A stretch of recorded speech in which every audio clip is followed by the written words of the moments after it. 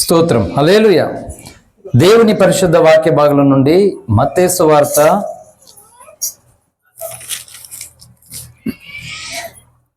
22వ అధ్యాయము 14వ వచనాన్ని చదువుకుని దేవుని యొక్క వాక్యాన్ని మనం ధ్యానం చేసుకుందాం. మత్తయి సువార్త 22వ అధ్యాయము 14వ వచనం. కాగా పిలువబడిన వారు అనేకులు, ఏర్పరచబడిన వారు కొందరే అని చెప్పాను. ఈ పరిశుద్ధ వాక్య భాగం దేవుడు మన వెనుకడులో ఆశీర్వదించును గాక. ఆమేన్. చిన్న మాట ప్రార్థన చేసుకుందాం. స్తోత్రం నాయన, పరిశుద్ధులైన దేవ, మీకు వందనాలు. ఈ ఆదివార దినమందు మమ్మల్ని అందరినీ ప్రేమించి నీ సన్నిధికి నడిపించిన విధానం బట్టి ప్రభువా మీకు వందనాలు చెల్లిస్తున్నాను. ఈ సమయం మందు చదవబడినటువంటి నీ లేఖనము ద్వారా చేరిన మాతో, సమాజముతో తండ్రి మాట్లాడమని ప్రార్థన చేస్తున్నాను. ఎందుకంటే నీ మాట మాకు దొరుకుట మాకు ఆశీర్వాదకరము ప్రభువా. తండ్రి దినము నాయన ఒక్కరిని ఎవరినొక్కరిని దాటిపోక మమ్మల్ని అందరినీ దర్శించమని ప్రార్థిస్తున్నాను. సిలోహ మందిరంలో అన్నాను దర్శించినట్లుగా ప్రభువా అయ్యా ఈ మధ్యాహ్న కాల సమయంలో మమ్మల్ని దర్శించమని ప్రార్థిస్తున్నాను. మా జీవితాల్లో ఉన్నటువంటి వ్యతిరేకత, ఆటంకం, అడ్డు తొలగిపోయి దేవా ఇగో నీ ఆశీర్వాదములు, నీ మేలులు అనుభవించినట్లుగా ప్రభువా వాక్యమైన యేసయ్య నాతో మాతో మాట్లాడండి. దాసుని సిలువ చాటును మరుగుపరిచి నీ ఆత్మచేత అభిషేకించండి. చేరువచ్చిన ప్రజలందరికీ మేలు కలుగునట్లుగా నీవే నాతో మాతో మాట్లాడి మహిమ పొందమని యేసయ్య నామమున ప్రార్థిస్తున్నాం తండ్రి. ఆమేన్, ఆమేన్. హల్లెలూయా. దేవుని పరిశుద్ధ నామానికి మహిమ కలుగును గాక. ప్రభుని ఆరాధించడానికి వచ్చినటువంటి మీ అందరికీ ప్రభునామంలో ప్రత్యేకమైనటువంటి వందనాలు. అలాగే లైవ్ ద్వారా మా కార్యక్రమాలను వీక్షిస్తూ ప్రార్థనలు ఎత్తిపడుతున్నటువంటి సోషల్ మీడియా మిత్రులు కూడా ప్రభునామంలో ప్రత్యేకమైన వందనాలు. మంచిది, చాలా సమయం అయింది కనుక కొద్ది నిమిషాలు ప్రభు యొక్క వాక్యాన్ని మనం ధ్యానం చేసుకుందాం. దయచేసి అందరూ కూడా వాక్యం మీద దృష్టి పెట్టవలసిందిగా మనం చేస్తున్నాను. హల్లెలూయా. చదవబడినటువంటి లేఖన భాగంలో పిలబడినటువంటి వారిని గురించి బైబిల్ చెప్తుంది. ఎంతమందిని పిలిచాడట దేవుడు? అనేకులను దేవుడు పిలిచాడట. ఇక టూకీగా వాక్యాన్ని విభజిస్తూనే ఉన్నాను, ఏమాత్రం ఆలస్యం చేయక. అనేకులు పిలువబడి ఉన్నారట. కానీ విచిత్రం ఏంటంటే పిలబడినటువంటి వారి సంఖ్య ఇంత అంతనని లేదు, అనేకులు అంట. అంటే ఎలా మనం విభజించుకోవాలంటే ఆకాశంలో నక్షత్రాలు ఉన్నాయి, ఇవన్నీ మనం చెప్పగలమా? ఎవరైనా లెక్కించగలరా? లెక్కించలేరు. మన తలవెంట్రుకలను ఎవరైనా లెక్కించగలరా? ఎవరు లెక్కించలేరు. ఒక గుప్పిడి ఇసుకరేణువులను తీసి ఇవి ఎన్ని అని లెక్కించగలమా? లెక్కించలేము. అలాగ దేవుడు తూర్పు, పడమర, ఉత్తర, దక్షిణము సమస్త వాళ్ళని కూడా దేవుడు పిలిచాడు. అంటే ఒక క్రైస్తవుల్ని దేవుడు పిలవలేదు, ఒక పాస్టర్ని దేవుడు పిలవలేదు, అనేకులను పిలిచాడట. ఎట్లా పిలిచాడంటే మత్తయి సువార్త 11వ అధ్యాయము అందరికి బాగా పరిచయమైన లేఖనమే. మత్తయి సువార్త 11వ అధ్యాయం 28 నుండి చదవండి అమ్మా. 28వ వచనం చదవండి. ప్రయాసపడి భారం మోసుకుని పోతున్న సమస్త జనులారా నా యొద్దకు రండి, నేను మీకు విశ్రాంతి కలుగజేస్తాను. చాలండి. అంటే భారము మోసుకుని పోతున్న సమస్త జనులారా అన్నాడు దేవుడు. ఏంటి రోజు ఏదో అనుకుంటున్నారు, వీళ్ళు మతాన్ని మారుస్తున్నారని కొందరు, యేసుప్రభు దగ్గరికి వెళ్తే మతం మారిపోవాలని మరికొందరు అనుకుంటున్నారు. కాదు. దేవుడు ఎందుకు పిలిచాడు మనల్ని అంటే భారమును మోసుకొని పోతున్నామని చూసి ఆ భారాన్ని తీయడానికి పిలిచాడు దేవుడు.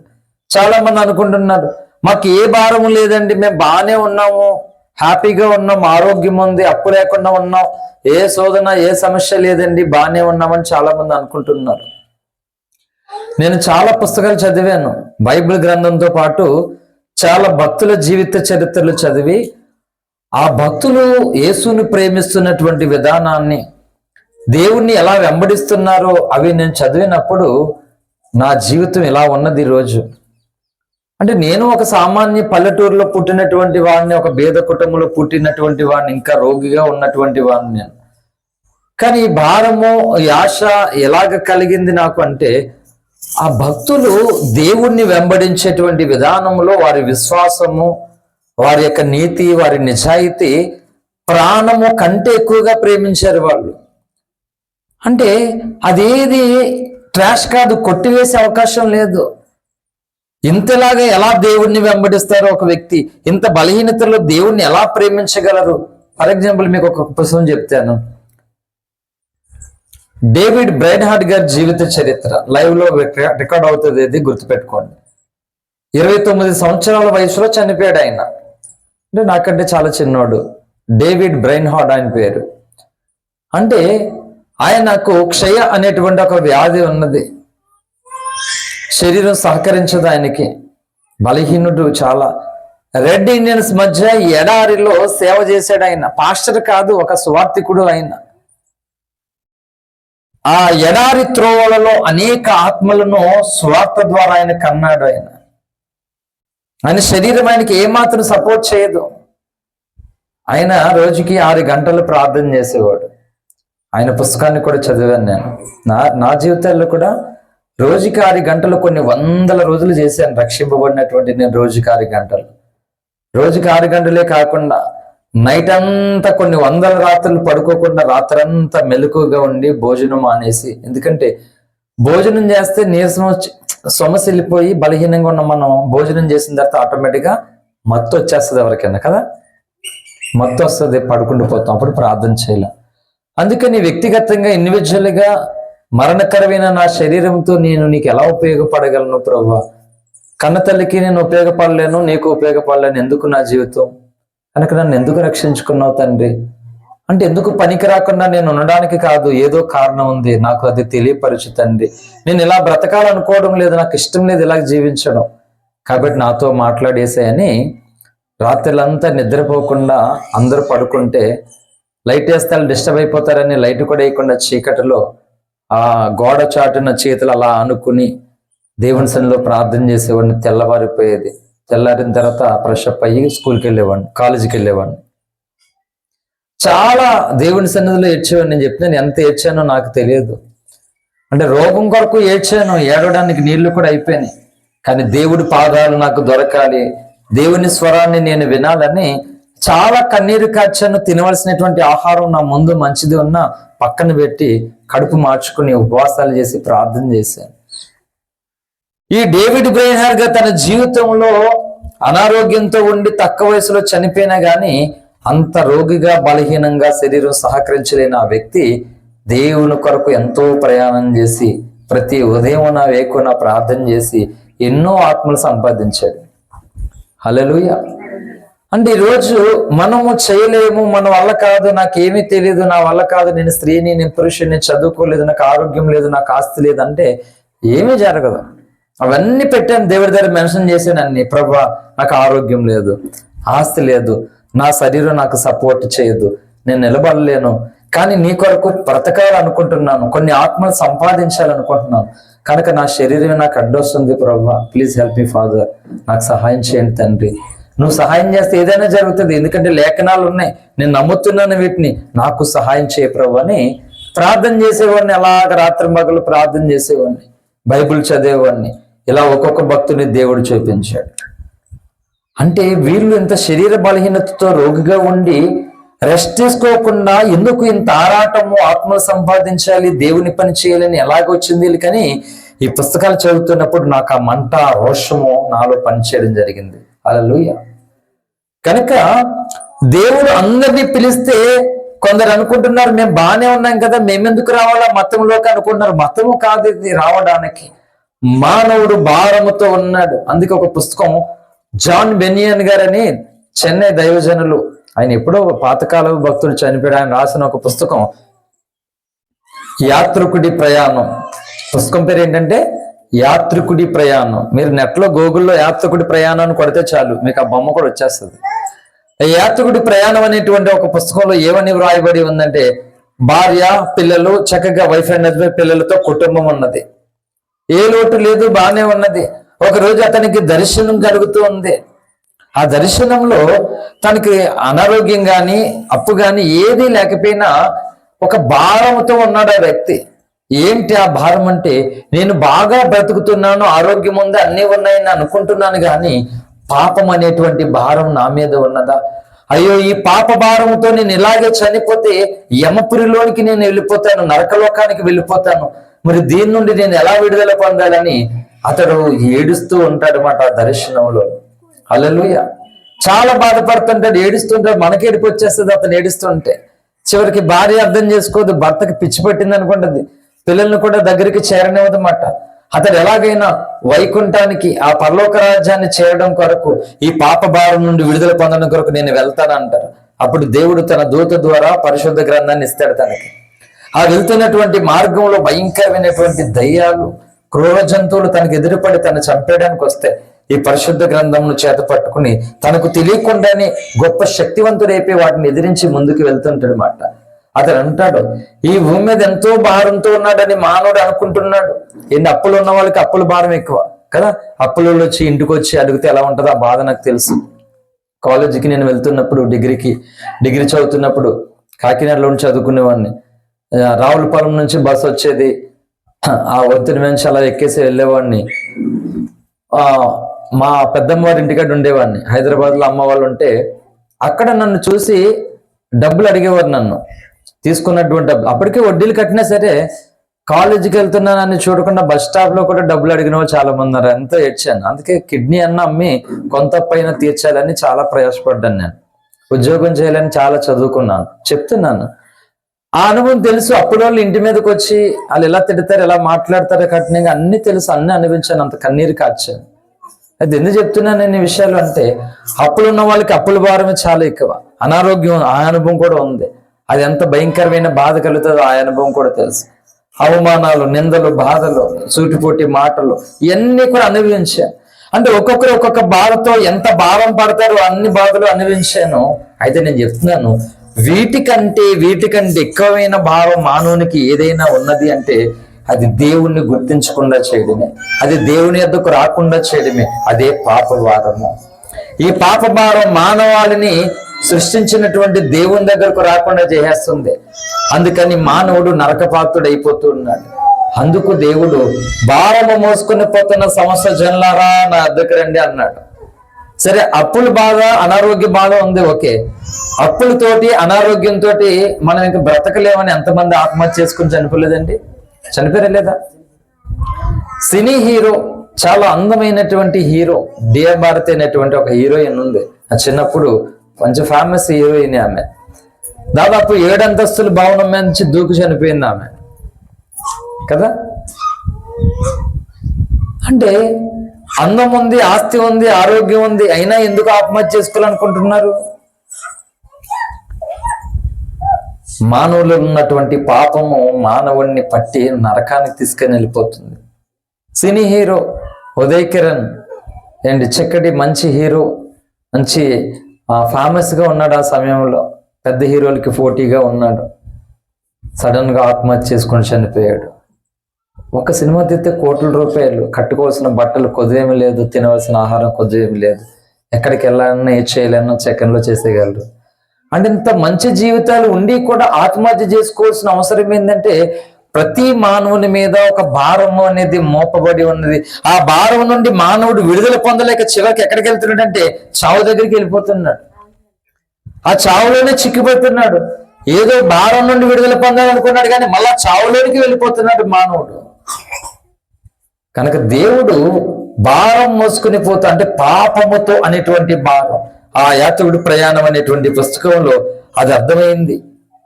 నేను ఇన్ని సమస్యలు ఉన్నాయనేది ఇది కాదు కానీ లెక్క, ఈ పాప భారం అనేది నా వీపు మీద ఉన్నది, దీని నుండి నేను విడుదల పొందాలి ఎలాగన్నాన్ని అందరికీ చెప్తాడు. తన భార్య నమ్మదు, ఊర్లో వాళ్ళు నమ్మరు. చివరికి మీరు నమ్మితే నమ్మండి, నేనైతే ప్రయాణం చేస్తానని తను బయలుదేరాడు. మిగిలిన వాళ్ళు రాలే. సో లేఖనం అదే చెప్తుంది, భారం మోసుకుని పోతున్న సమస్త జనులారా నా యొద్దకు రండి. ఏం చేస్తాడంటే, వస్తే అప్పులు తీరుస్తానని చెప్పలేదు దేవుడు, విశ్రాంతిని ఇస్తానని చెప్పాడు, నిత్య జీవం ఇస్తానని చెప్పాడు. దేవుడి దగ్గరకు వచ్చినటువంటి ఒక వ్యక్తికి మొట్టమొదటిగా స్వస్థత రాకపోవచ్చు, రావచ్చు, అనుకున్నది జరగచ్చు, జరగకపోవచ్చు. కానీ మొట్టమొదటిగా దేవుడు రక్షణ కార్యము ద్వారా నిత్య జీవాన్ని ఇస్తాడు. ఏంటి, శీలోహ మందిరంలో అన్నా వచ్చి ప్రార్థన చేసింది, కన్నీరు కార్చింది, కుమారుడిని అడిగింది.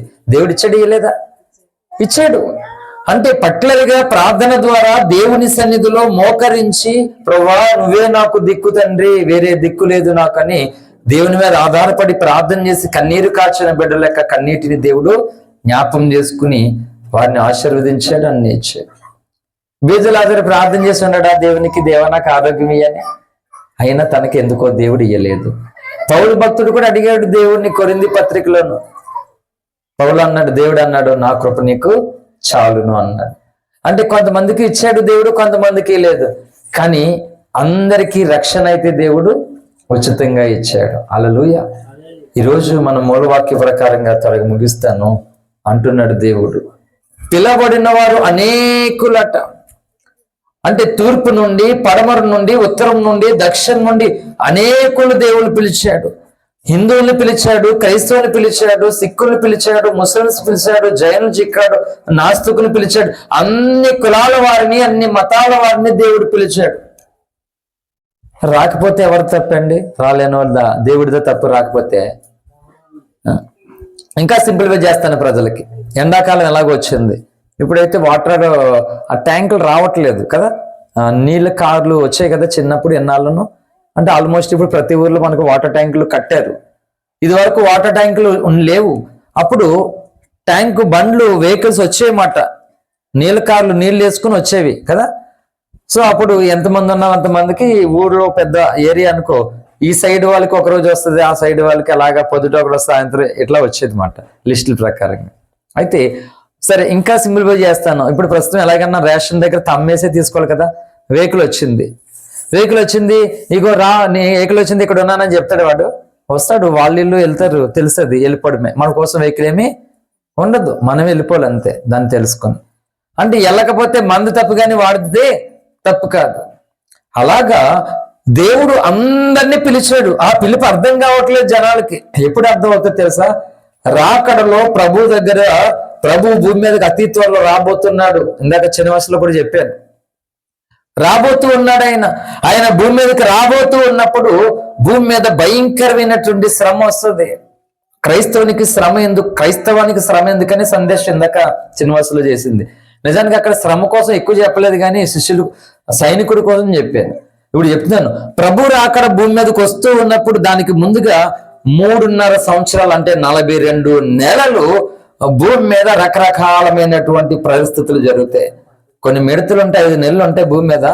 అది కొడుతుంది, ఎలా కొడుతుంది అంటే తేలు కొడితే ఎంత పెయిన్ వస్తుందో అంత దొల్లేస్తామన్నమాట. మన ఇంట్లో మనం ఉంటాం, ఆ మిడత అంటే ఎంత ఉంటుంది అనుకుంటారు, కాదు. దాని తోక ఎలా ఉంటది, దాని ముఖం ఎలా ఉంటది అని రాయబడి ఉంది పరిశుద్ధ గ్రంథంలో. అది ఎక్కడి నుంచో వెళ్ళిపోతుంది, మన ఎక్కడ ఉన్న స్థలంలోనే కుట్టేసి వెళ్ళిపోతుంది. ఎవరిని కొడుతుంది ఆ మిడత అంటే 666 అనేటువంటి ముద్ర, 3 6లు ఈ నుదుటి మీద గాని ఈ చేతి మీద గాని వేసుకుంటారు. ఈ చిత్రం ఏం చెప్పినా, పచ్చబట్లు ఉన్నాయి కదా, పచ్చబట్లు అంటే కొంతమందికి ఇష్టమని అమ్మ పేరు వేయించుకుంటారు, రకరకాల పేర్లు వేయించుకుంటారు. పచ్చబొట్లు ఇక్కడని, లేకపోతే హార్ట్లో రకరకాల. దానికి అర్థం ఏంటి అంటే, ఈగో భవిష్యత్ కాలములో మానవాళ్ళు అందరూ కూడా ఒక ముద్ర వేయించుకుంటారు ఇలాగా, అది నుదుటి మీద గాని చేతి మీద గాని కనబడే రీతిగా అని భవిష్యత్ కాలము ముద్రను మనం ముందుగానే మనకు తెలియకుండానే మనకి ఇష్టమైనటువంటి వ్యక్తుల పేర్లు వేసుకున్నాం. సో అది ఎందుకంటే దాని త్వరలో అది అసలైంది జరగబోతుంది. ఎవరైతే ఈ 3 6లు అనేటువంటి ముద్ర వేసుకుంటారో వాళ్ళకి రేషన్ ఇస్తారు, వాళ్ళకి నీళ్ళు ఇస్తారు, వాళ్ళకి కిరాణా సామాన్లు ఇస్తారు. ఈ ముద్ర వేయించుకోకపోతే నీళ్ళు ఇయ్యరు, భోజనం పెట్టరు, సామాన్లు ఏమి ఇయ్యరు మాట. కరెంట్ కట్ చేస్తారు, ఫోన్స్ మొత్తం ఏమి పని చేయవు. ఈ ముద్ర వేయించుకుంటే అన్ని ఇస్తారు, కానీ ముద్ర వేయించుకుంటే అర్థం ఏంటంటే, నేను ఈ రోజు నుండి ఈ రక్షణను విడిచిపెడుతున్నాను, నేను ఈ రోజు నుండి క్రీస్తుని విడిచిపెడుతున్నాను, నేను ఈ రోజు నుండి పరలోకం నాకొద్దు, నేను నరకానికే వెళ్తాను అని ఒప్పుకున్నట్లు అర్థం. 666 ముద్ర. ఈ ముద్ర ఎవరైతే ఎంచుకుంటారో వాళ్ళకి భోజనం ఉంటుంది, వాళ్ళకి అన్ని ఉంటాయి, పనులు అన్నీ ఉంటాయి. నామకార్థ క్రైస్తవులు వెళ్ళి ముద్ర ఏం చేసుకుని అన్ని తెచ్చుకుంటారు. కొంతమంది వాక్యం ముందుగానే తెలిసిన వాళ్ళు ముందే చెప్పారు, దైవజనులు బైబిల్లో ప్రకటన గ్రంథం ఇలా ఉంది కాబట్టి నేను ఆకలితోటైనా చచ్చిపోతాను కానీ ముద్ర వేయించుకొని అని ఉంటారు.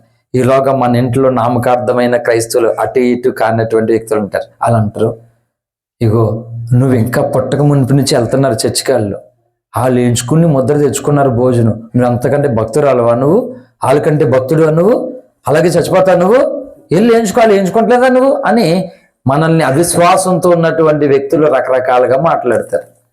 అప్పుడు ఆకలి బాధ వీళ్ళ బాధ తట్టుకోలేక మనం విశ్వాసం సన్నగిలిపోయి మనం కూడా వెళ్ళి చేసుకుంటాం. అందుకని నీతి కొరకు ఆకలి దప్పులు గలవారు ధన్యులని మత్తయి సువార్తలో రాయబడినటువంటి వాక్యము ఇప్పుడు నాకు తినడానికి భోజనం లేదండి, అందుకు ధన్యుడిని ఏం కాదు నేను అండి. ఇగో వీళ్ళు పూనుకొని ఇప్పుడు 2 ఫ్యామిలీస్ పాస్టర్ గారు అక్కడ చెప్పి ఇక్కడ చెప్పి వచ్చి మళ్ళీ తినకుండా నైట్ ఎప్పుడో ఇంటికి వెళ్తాడు, ఇలాగ తనకి ఇబ్బంది అయిపోద్దని వద్దు మొర్ర అన్న వింటలేదు అన్నమాట.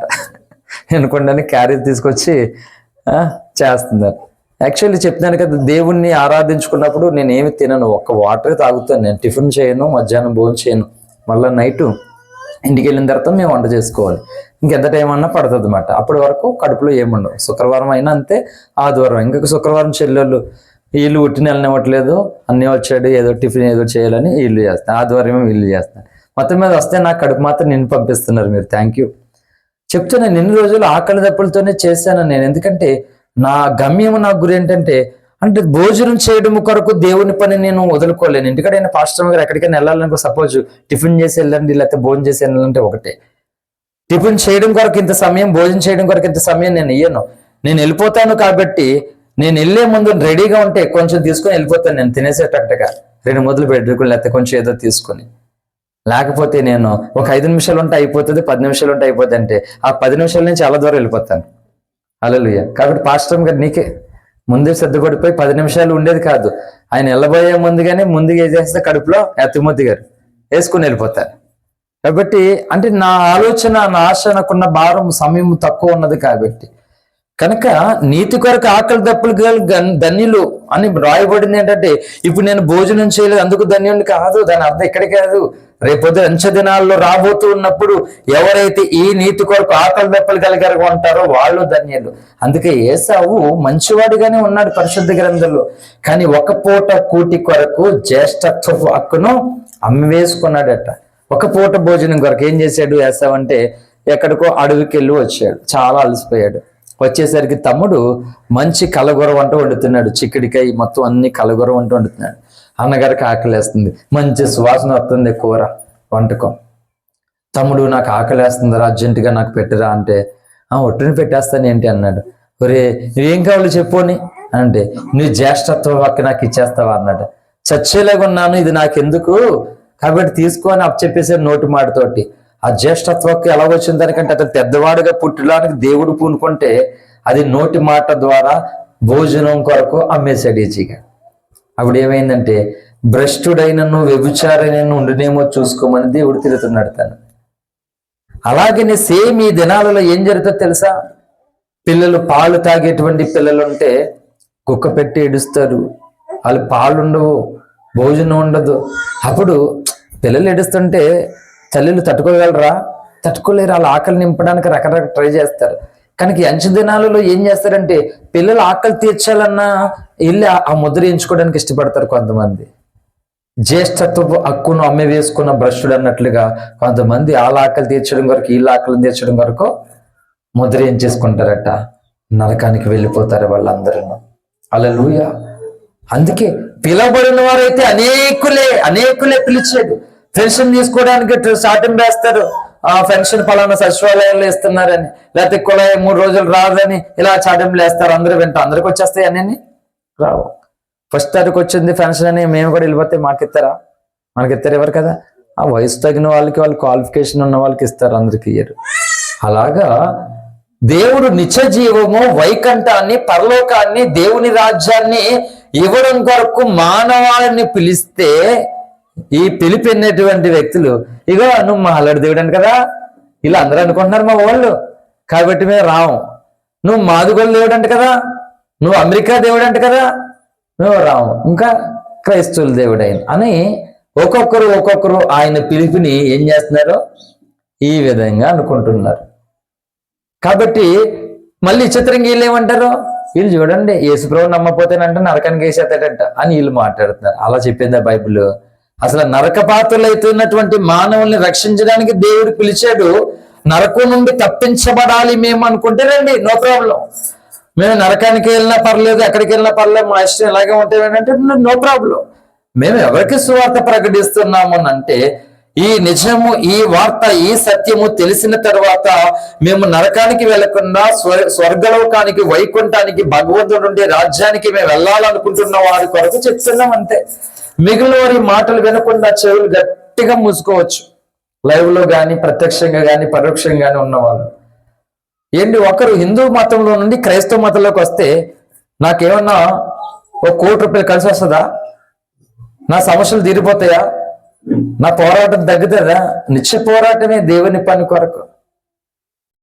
మరి ఎందుకు అట్లా చేయడం, ప్రకటించడం ఎందుకు అంటే, ఒక ఆత్మ నశించిపోతున్న ఆ స్థలములో నుండి దేవుని రాజ్యమునకు వెళ్తుంది మన ద్వారా అని సంతోషం. హల్లెలూయా. అందు తప్పి ఒకరిని మతంలో నుండి ఇంకో మతంలో తీసుకెళ్ళే ప్రయోజనం లేదు.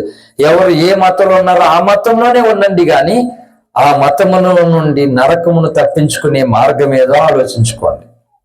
హల్లెలూయా.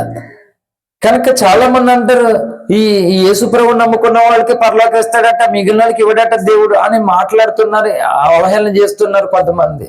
అలా చెప్పాడు దేవుడు? వర్షం కురుస్తుందండి, భగవంతుడు కురిపిస్తున్నాడు. అన్ని కులాల వారి మీద, అన్ని మతాల వారి మీద వర్షం కురిపిస్తున్నాడు భగవంతుడు. అలాగే అందరినీ కూడా దేవుడు పిలుస్తూ ఉన్నాడు నిత్య జీవానికి వారసులు చేయడానికి. భారం మోసుకుని పోతున్న సమస్య జనులారా నా వద్దకు రండి అని అంటే ఇక రకరకాల షాపులు పెట్టుకుని రాలే. స్కూల్లో, కాలేజీలోను, నేను స్కూల్లో 5 ఫ్రెండ్స్, ఫస్ట్ బెంచ్ 5 ఉండేవాళ్ళు. మా 5 దగ్గర ఏముండే తెలుసా? లీవ్ లెటర్లు ఉండేవి 5 దగ్గర. నా దగ్గర ఇంకొక 4 ఉండేవి. అలా ఇంకొకరి దగ్గర ఆడితో పాటు ఇంకొక 4 ఉంటాయి. అలా ఒక్కొక్కరి దగ్గర 4 ఉంటాయి. అటెండెన్స్ వేసే సమయానికి ఎవడైతే లోపలికి రాలేదో వాళ్ళు లీవ్ లెటర్ తీసుకెళ్ళి, సార్ ఫలానా నంబరు లీవ్ లెటర్ సార్ అండి. ఇలాగా మేము చాలా దొరికిపోయాం సార్లకి. చదవసలో సోదరుడు ఉంటాడనమాట. నేను లేట్ అయిపోయింది, రాలేదు, ఇంకా సంథింగ్ సైకిల్ ఏదో ప్రాబ్లం అయింది స్కూల్కి వెళ్ళేప్పుడు. అటెండెన్స్ వేసేస్తున్నారు సారు. ఈలోగానే నా పేరు వచ్చేసరికి నేను రాలేకపోయి చూస్తే ఇలాగ 5 ఎవరు రాలేదో చూసుకొని అటెండెన్స్ వేసేసరికి ఇచ్చేస్తామట ఎవరొకరు. అటుకెళ్ళి లీవ్ లెటర్ ఇచ్చేసారు నాది. ఓకే లీవ్ అని అందులో ఎలా రాసుకుంటారు. అటెండెన్స్ చేసిన తర్వాత మేకమిన్ సార్ అని వచ్చాను నేను. నా లీవ్ లెటర్ ఏమి ఇటు ఇచ్చాడు. అక్కడ మేకమిన్ సార్ అన్నాడు.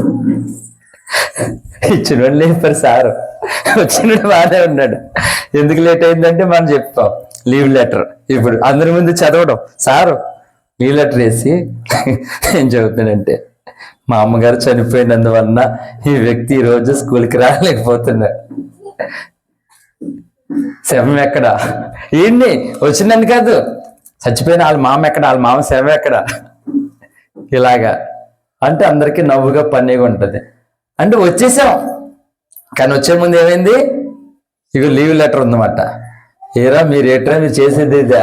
సార్ నువ్వు వచ్చావు కదా, నువ్వు లీవే ఉంది, నీకు అటెండెన్స్ చేయను, లీవే సార్. ఇలాగుండేది. దేవుడు పిలిచాడు అందరినీ. ఈ పిలిచినటువంటి పిలుపుకు లోబడి, తండ్రి నేనేదో నాది అగ్రకులం అని, నాది గొప్ప కులం అని, నేను ధనవంతులని, బలవంతులని నీ దగ్గరికి రాలేకపోయానేసయ్యా, నన్ను క్షమించు. కాబట్టి నీ కృపను బట్టి దేవా నేను వస్తున్నా, నా సహాయం చేయనంటే ఎవరినైనా ఆయన పిలిచాడు, ఎవరినైనా రక్షించుకుంటాడు. కుషిపాల్ అనేటువంటి ఒక సోదరుడు, ఒక స్వార్థకుడు, బైబిల్ కాలేజీ ట్రైనింగ్ ఈ మధ్యకాలంలో సోషల్ మీడియాలో మీరు చూడండి, ప్రస్తుతం హాట్ టాపిక్ అది క్రైస్తవ సమాజంలో. అతడు రీసెంట్ గా ఏం చేసి తెలుసా, కరుణాకర సుగుణ అనేటువంటి ఆ దుర్మార్గులతో పాటు కలిసిపోయి బైబిల్లో బూతులు ఉన్నాయి, బైబిల్ తప్పు, అసలు బైబిల్లో యేసుప్రభువు వారు దేవుడు అని ఎక్కడా లేదని వీళ్ళు శుభ్రంగా వాళ్ళకి నచ్చినట్లు పలుకులు పలికి వాళ్ళు ఏం చేసి తెలుసా, క్రిస్టియానిటీలో నుండి హిందూకి కన్వర్ట్ అవ్వడం చూసారా? క్రిస్టియానిటీ నుండి ఒక్కొక్కరు విడిచిపెట్టి వెళ్ళిపోతున్నారని వాళ్ళు పెద్ద హెడ్లైన్ తీసుకుని హంగామా చేసేసారు.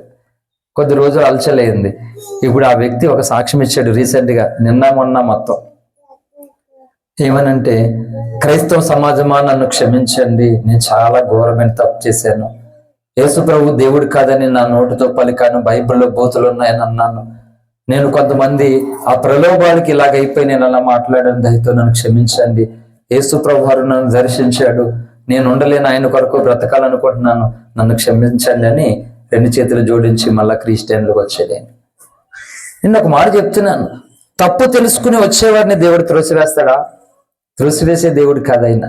అంటే మనం తప్పుని విడిచిపెట్టి రావాలనే కోరుకుంటాడు దేవుడు. తప్పిపోయిన కుమారుడు అలాగే లోకసువార్తలో 15వ అధ్యాయం మనకు కనబడుతుంది. తండ్రి దగ్గర నుంచి వెళ్ళిపోయాడు చిన్న కుమారుడు, ఆస్తి తీసుకుని చెడు వ్యసనాలకి బానిసైతే ఆస్తి అంతా పాడు చేసుకున్నాడు. కానీ కొద్ది కాలం తర్వాత మొత్తం మీద తండ్రి దగ్గరికి వచ్చాడు. ఏరా ఆస్తి ఎత్తుకుని వెళ్ళిపోయావు, ఎందుకు వచ్చావు, సిగ్గులేనాడు అన్నాడా? అనలేదు. తండ్రి కౌగిలించుకున్నాడు. అలాగే తెలుసో తెలియకో ఎన్నో తప్పిదములు ఉండొచ్చు మనుషులు, కానీ ఆ తప్పుని విడిచిపెట్టి క్షమించే దేవుని దగ్గరికి హృదయపూర్వకంగా వస్తే దేవుడు క్షమిస్తాడని. మతమే లేని దేవునికి మతం అంట కడతాడట, కులమే లేని దేవుడికి కులం అంట గెలుస్తాడట.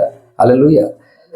నా మతం నా మనసు విరిచిందిలే, నా కులం నా కళ్ళు పొడిచిందిలే, నా మతం నా మనసు విరిచిందిలే, నా కళ్ళు నా కులం నా కళ్ళు పొడిచిందిలే, కుల పిచ్చోని నేను కళ్ళు లేని కబోదిని, మత పిచ్చోని నేను మతి లేని ఉన్మాదిని, ప్రభుదేవా పరలోక రాజా నీ రాజ్యములో మమ్ము చేర్చుకోవా, ప్రభుదేవా పరలోక రాజా నీ రాజ్యములో మమ్ము చేర్చుకోవా.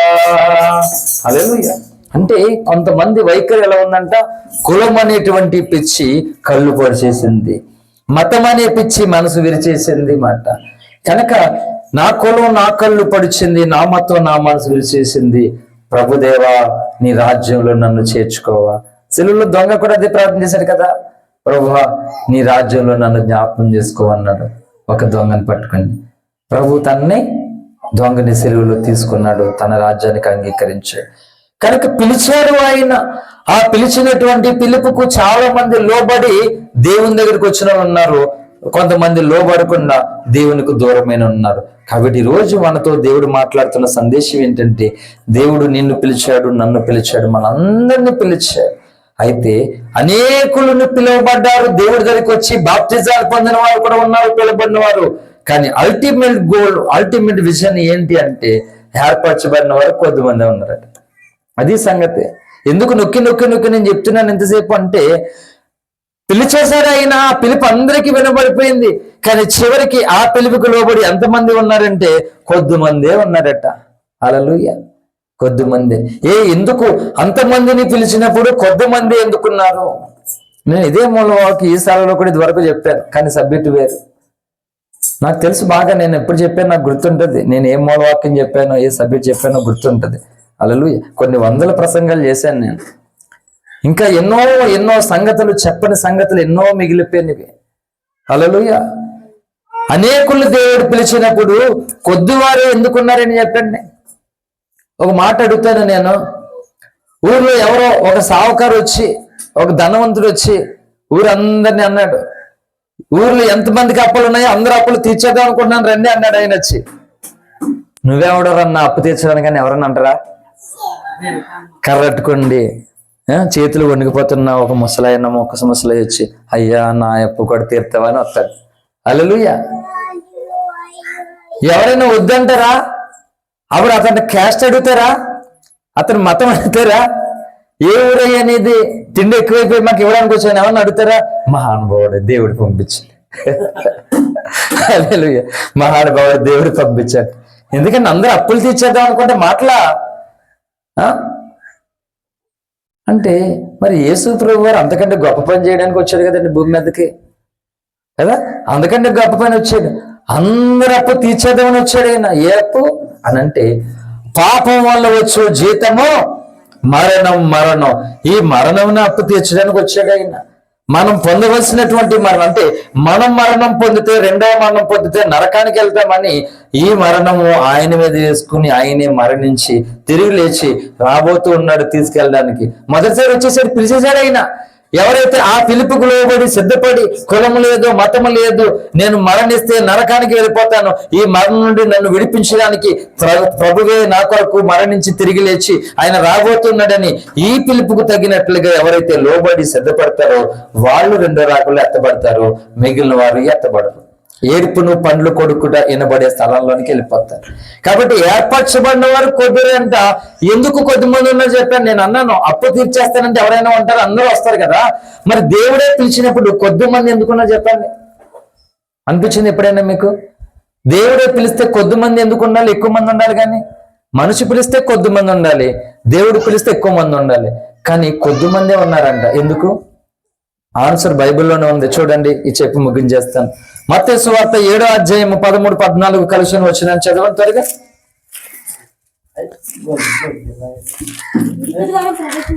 ఇరుకు ద్వారమున ప్రవేశించి నాశనకు పోవు ద్వారము వెడల్పును, ఆ దారి విశాలమైనది, దాని ద్వారా ప్రవేశించేవారు అనేకులు. జీవనకు పోవు ద్వారము ఇరుకును, ఆ దారి సంకుచితమునై ఉన్నది, దాని కనుగొను కొందరే. హల్లెలూయా. ఇది ఆన్సర్ దానికి. బైబిల్లో ఒకదానికొకటి జతపక్షి ఉన్నదండి. ఒక లేఖనానికి ఒకటి సమాధానంతో ఉన్నవి. అంటే తాళపు చెవికి ఆ తాళము కప్పకి తాళపు చెవులు బైబిల్లో ఉన్నవి. పిలవబడిన వారు అనేకులు, ఏర్పరచబడిన వారు కొందరు. ఎందుకంటే ఇగో దిస్ ఇస్ ద రీజన్. 7:13-14 అంటే ఇరుకు ద్వారమున ప్రవేశించ పోరాడి. ఇరుకు ద్వారంలో ఎంతమంది ఉంటారట? కొందరే. అంటే మిగిలిన వారు ఏ మార్గం కావాలట?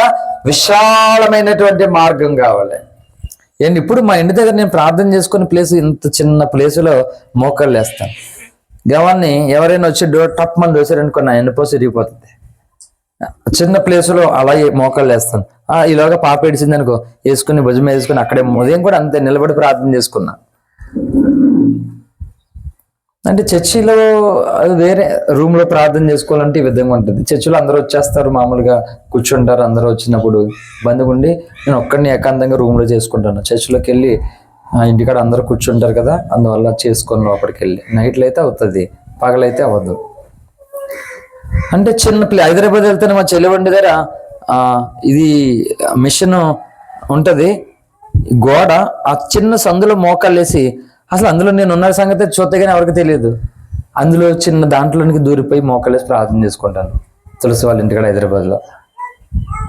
అంటే ఇరుకు ద్వారం అంట. ఇరుకు ద్వారం దేవుడు మనల్ని పిలిచాడు. ఇరుకు ద్వారము గుండా ఏముందంటే పరలోక రాజ్యం ఉంది. ఈ రోజు పెట్టుకునే బంగారాలు ఎక్కడున్నాయి ఒకసారి జాతన ఎట్లా చూస్తే అండి, రాతి కొండలు, ఎర్ర కొండలు, నల్ల కొండలు, ఆ కొండల్లో అక్కడక్కడ బంగారం ఉంటే ఆ కొండల్ని పేల్చి తవ్వి ఇంత ముద్ద తీసి ఆ పైన ఉన్నటువంటి బ్రష్ అంతా తొలగించి అప్పుడు బంగారం తీసుకుని బిస్కెట్లు రకరకాలుగా చేసి పెడుతున్నారు. చాలా మంది, నేను చిన్నప్పుడు అనుకున్నాను బంగారం బిస్కెట్లు భూములు అలాగే దొరికేస్తాయి అనుకున్నాను. అలాగ ఉండదు. అది చూసినట్టు మనకు బంగారంలాగా ఉండదు. నిజంగా బంగారం మనకు దొరికినా కానీ తీసి పాడేస్తామట మనం.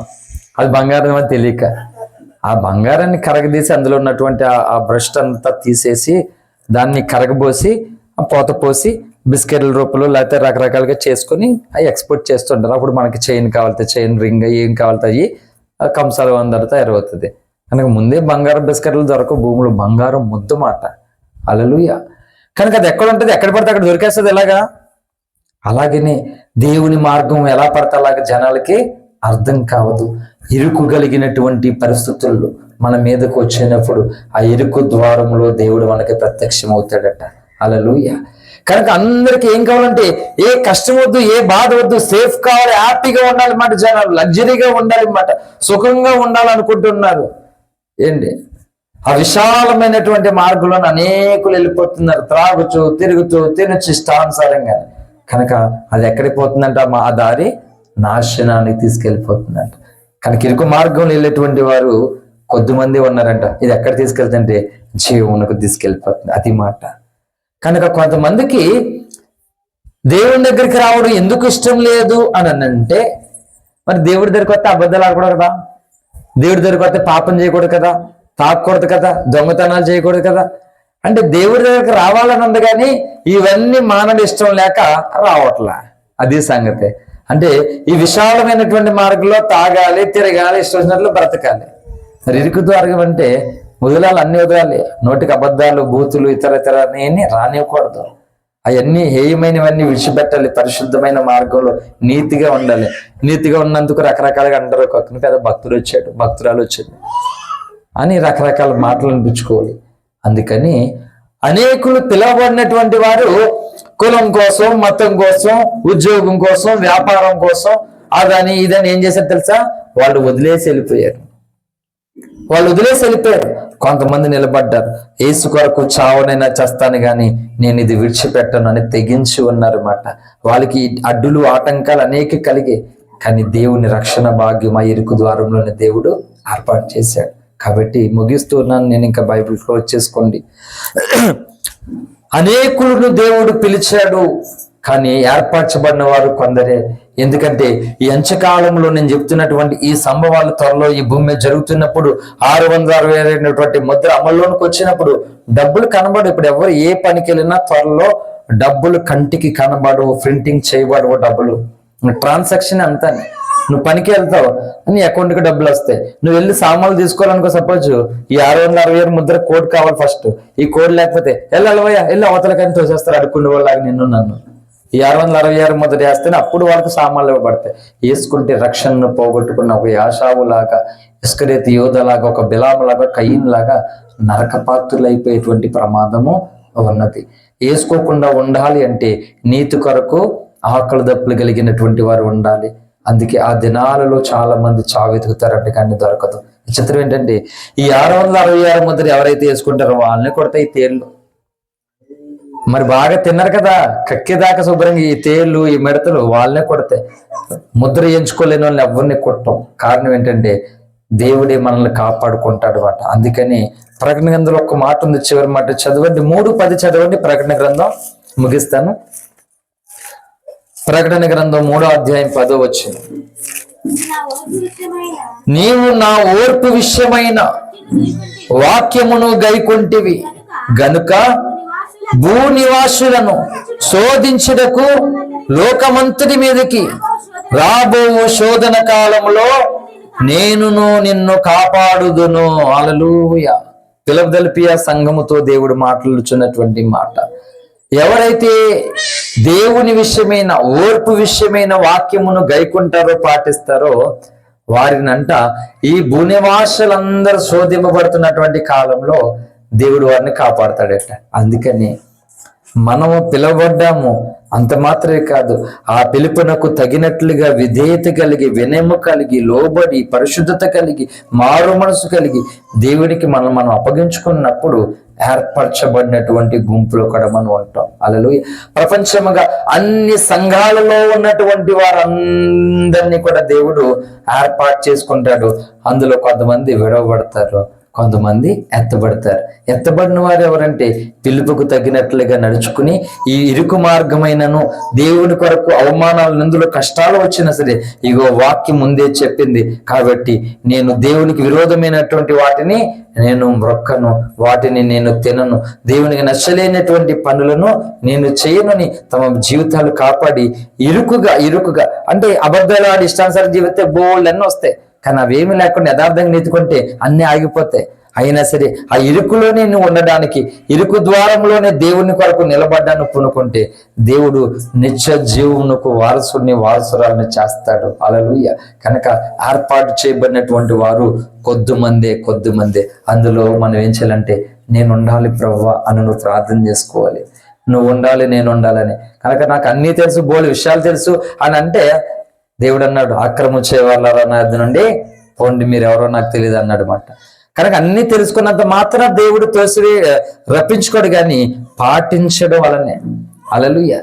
ఏంటి నేను చాలా సీనియర్ క్రైస్తవునండి అని అంటే సీనియారిటీ దేవుడికి సంబంధం లేదు, సిన్సియారిటీ సంబంధం మాట. హల్లెలూయా.